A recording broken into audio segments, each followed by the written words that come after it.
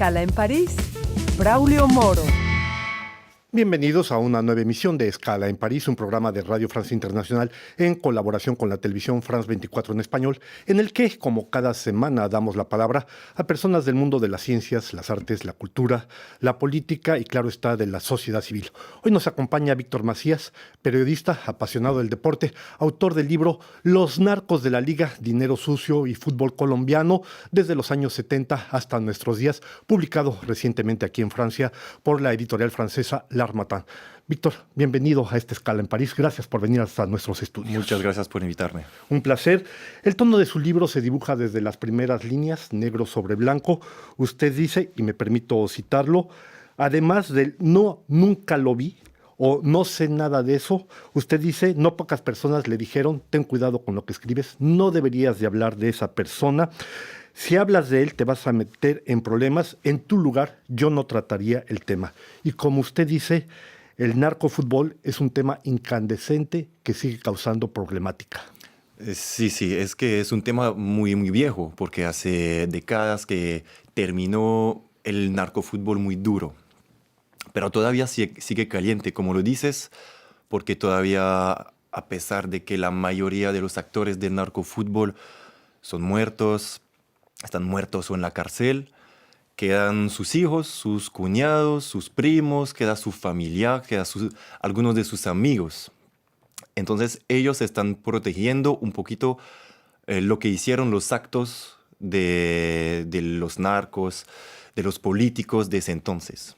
¿Diría usted que queda la influencia y el efecto del poder detrás de esos herederos? Sí, claro, hay esa influencia y entonces hay unos temas que todavía es difícil que tocar. Y también hay ese lado que puedo entender un poquito menos, que hay colombianos que están como cansados, que siempre la gente viene a Colombia para hablar de ese tema y sobre todo cuando es pues un gringo. Entonces me ven como un gringo más que viene a hablar de ese tema, que viene a hablar de narcotráfico en Colombia. Esto me dicen a veces en el principio, pero cuando leen el libro entienden que no es el propósito del libro, no es mi propósito.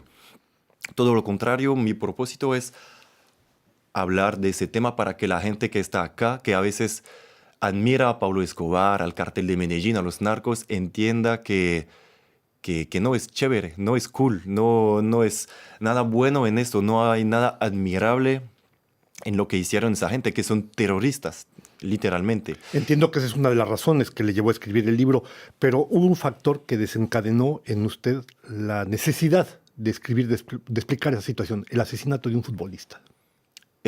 Sí, obviamente estás hablando de Andrés Escobar, obviamente. Por eso empecé el libro con esa historia, porque es la historia que todo el mundo conoce o cree conocer. Porque la historia que nos vendieron, que es falso, que la verdadera historia, yo investigué, lo mataron por pendejos, por imbéciles. La historia verdadera es que estaban en un bar, borrachos, que molestaban a Andrés Escobar, que se burlaban de él y que él no se dejó hacer después de 50 veces que se burlaban de él, y entonces decidió contestarles y se enojaron porque se creyeron los reyes del mundo, todo permitido, y entonces lo mataron por eso, no por su autogol realmente. Dice usted que la penetración del narcotráfico en el fútbol colombiano empezó muy tempranamente, en los años 70, en plena crisis económica, que afectó no solo a Colombia, sino también a otros países de América Latina. En este sentido, esa crisis va a arrasar con la economía colombiana, pero al mismo tiempo también arrasa con las finanzas de los equipos de fútbol. Sí, y por eso los dineros calientes pudieron entrar entre los clubes, porque como los dueños de los clubes eran perdiendo plata, tenían que vender algunos de sus negocios, y el fútbol era una parte de sus negocios. Podía ser, no sé, el café, podía ser el automóvil, lo que quieras, y los clubes de fútbol. Entonces tuvieron que venderlo, no quisieron, pero tenían que venderlo a narcotraficantes. Y no lo decían. Al principio decían que vendían a un ganadero rico o algo así porque tenían vergüenza de hacerlo. Y así, por ejemplo, entraron los hermanos Rodríguez Orejuela, jefes del Cartel de Cali en el América, o Gonzalo Rodríguez Gacha, el mexicano en el Millonarios. Muchos narcotraficantes entraron en los clubes aprovechándose de esa crisis y del hecho que los ricos tradicionales estaban perdiendo plata y tenían que vender sí o sí. Para que nuestro público entienda la importancia que tuvo esto justamente en los años 70, permítame darles dos cifras que cita usted, Víctor. En 1977 el tráfico de cocaína influía y tenía una incidencia por 722 millones de dólares, más o menos en la economía colombiana. 4 años después, apenas 4 años después, en 1981, esa suma representaba alrededor de 1.734 millones de dólares, es decir, cerca del 6% del Producto Interno Bruto del país, una suma bastante consecuente.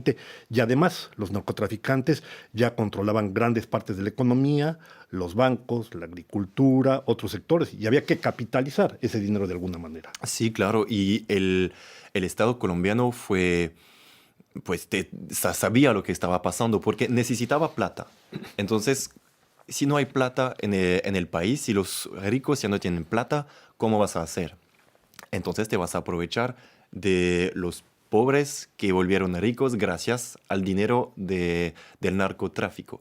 Entonces ellos vendían droga a Estados Unidos y volvían con maletas llenas de billetes que aceptaba el Banco de la República de Colombia porque sabía que necesitaba dinero.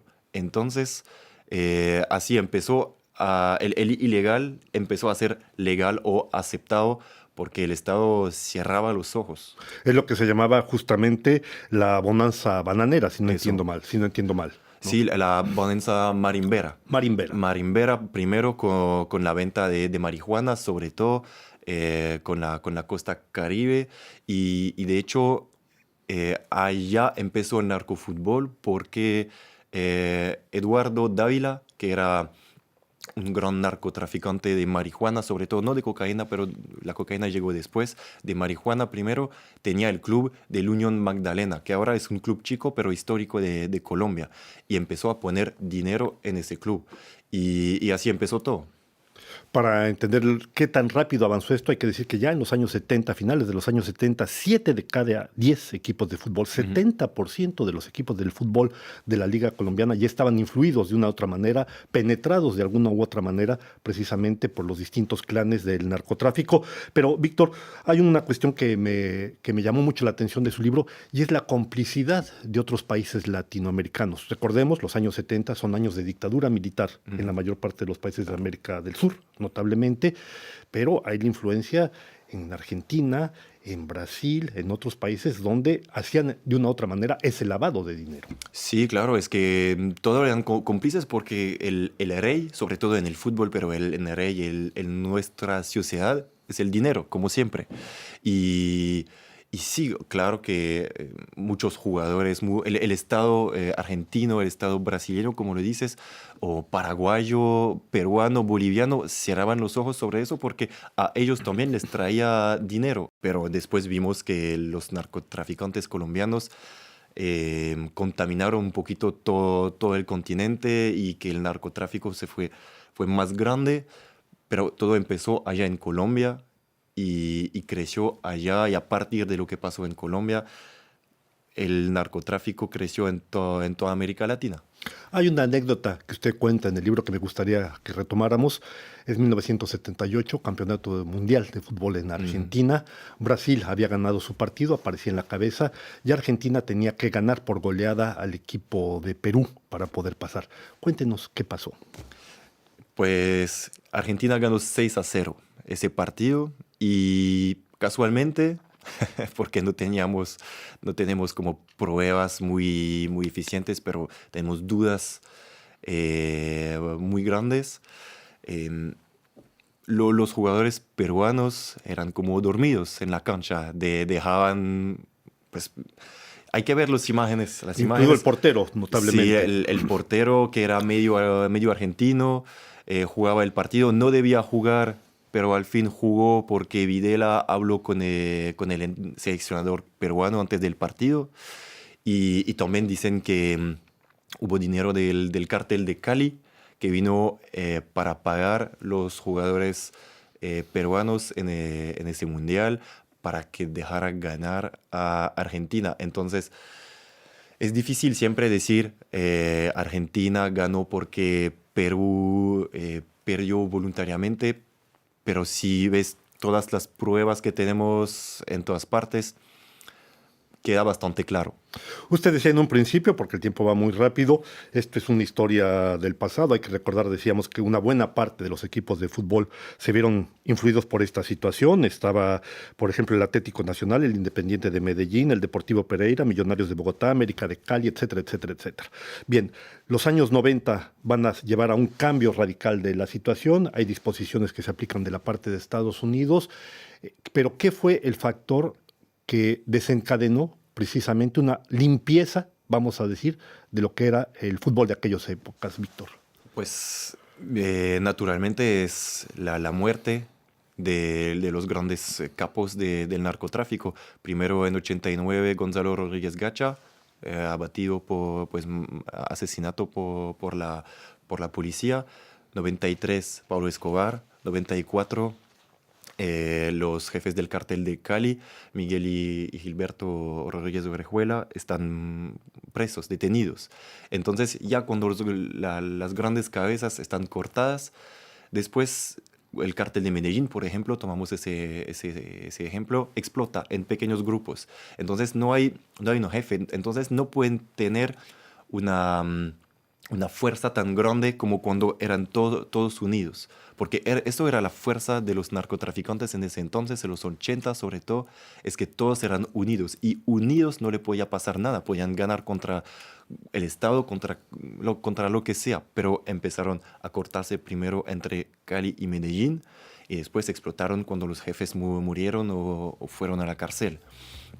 Para mí eso es el más importante. Y después, como lo dice usted, es que Estados Unidos empezó con la lista Clinton a poner clubes o gente en esa lista que les obliga a limpiarse totalmente, y así vamos a limpiarnos un poco porque todavía no está limpio el fútbol colombiano, obviamente.